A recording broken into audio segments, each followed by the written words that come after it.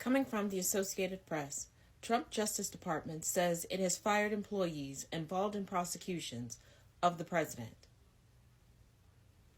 But I thought it was the previous administration that was weaponizing the government and the Justice Department. The Trump Justice Department said Monday that it had fired more than a dozen employees who worked on criminal investigations into President Donald Trump. The abrupt action targeting career prosecutors who worked on special counsel Jack Smith's team is the latest sign of upheaval inside the Justice Department and reflects the administration's determination to purge the government of workers it perceives as disloyal to the president.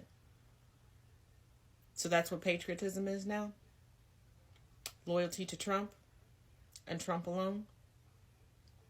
The move, which follows the reassignment of multiple senior career officials across divisions, was made even though rank-and-file prosecutors by tradition remain in their positions across presidential administrations and are not punished because of their involvement in sensitive investigations. A Justice Department official who spoke on condition of anonymity to discuss the personal move confirmed the terminations were made by Acting Attorney General James McHenry. It was not immediately clear which prosecutors were affected by the order. Smith himself resigned from the department earlier this month.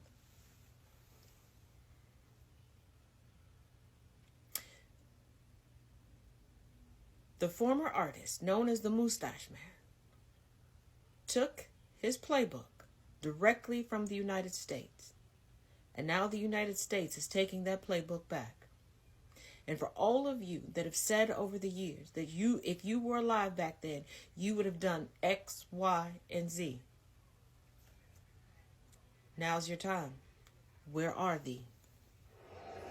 Right, I think it's notable when you're talking about Ed Martin specifically being put into this capacity that he was to essentially greenlight such an investigation and such an inquiry as this, is that Ed Martin was an individual who was affiliated with the 2020 election Stop the Steal effort. And in so many ways, we did not know what the consequences of January 6th would be. At the same time, we knew that individuals affiliated with the effort that Donald Trump effectively condoned by and large have become very much front and central characters in his next administration, or tangentially through his administration.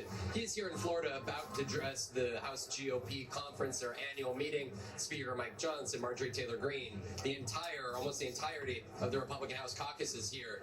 And this announcement this afternoon comes at a time in which Republicans are looking to Donald Trump and essentially all but deferential to him, not only in their confirmation of Pete Hegseth, but also Speaker Johnson just a few moments ago was asked a series of questions about his controversial decisions, those of Donald Trump's, and really said that there is no space between him, the conference, and the White House. And when you look at somebody like Ed Martin and the inquiry into these DOJ prosecutors, individuals who were career individuals and not liberals, but also conservatives, individuals who were career employees that still by and large are working inside of the administration.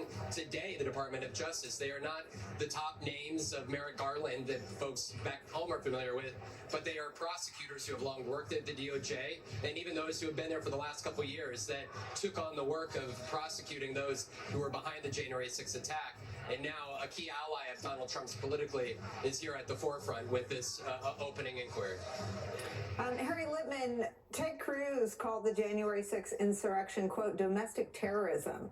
So I guess you'd forgive career staff at the department if they thought they were doing a righteous thing by prosecuting men and women who physically beat cops, 6 of whom would go on to die, 1 from injuries, 5 from suicide. What happens to folks who are now targeted for firing or worse as part of Trump's retribution tour?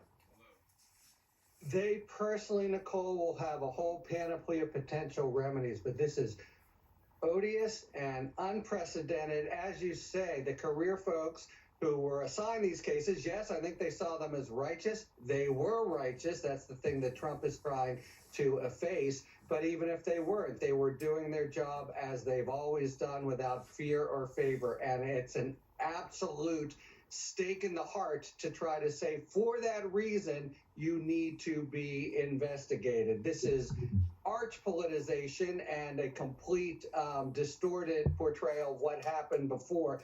Nothing like this has ever happened before. Everybody in the DOJ regards the career officials as the lifeblood of the place, and that the attempt here is to suck it dry. It is really, really odious.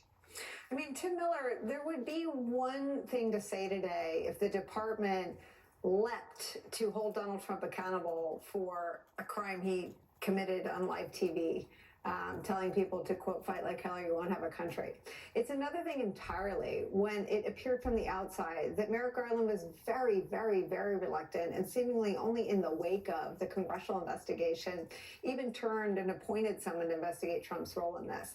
And I wonder if you can just give some voice to how upside down this is, that career prosecutors at a department that from the outside appeared very reluctant to aggressively pursue the masterminds of the January 6th insurrection, and ultimately only the most violent perpetrators were spending any time in jail. The seditious conspiracy convictions were also wiped out by Donald Trump. But the idea that there was anything aggressive or anything that wasn't beyond by the book is farcical. And I just, before the history is rewritten and we all have our nose pressed against the glass of Trump's retribution tour, a quick note on how conservative, small c conservative, Merrick Garland really was. Absolutely, no, for sure. And there is this Earth One, Earth Two element to this debate in particular, all of our politics now, but it's just so striking here, in a lot of the pro-democracy circles, advocacy circles that were trying to, hold Trump and others accountable for the attempt to overthrow the 2020 election.